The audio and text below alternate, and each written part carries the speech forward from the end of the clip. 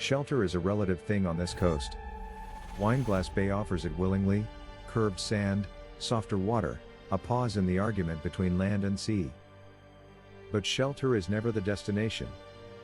The paddle resumes around steep granite cliffs, where the coastline tightens and the scale shifts again. Rock rises clean from the water, unbroken, unnegotiable.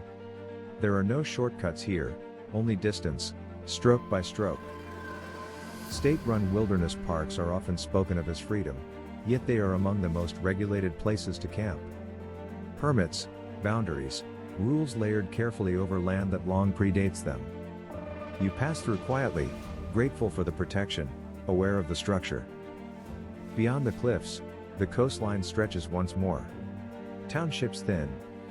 Supermarkets fade from the map. Resupply becomes an idea rather than a plan. Ahead, still distant, Maria Island holds its shape on the horizon. Hobart lies farther still, implied rather than seen.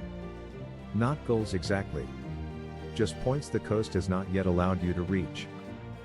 For now, there is only the paddle, the water, and the long line of shore continuing south.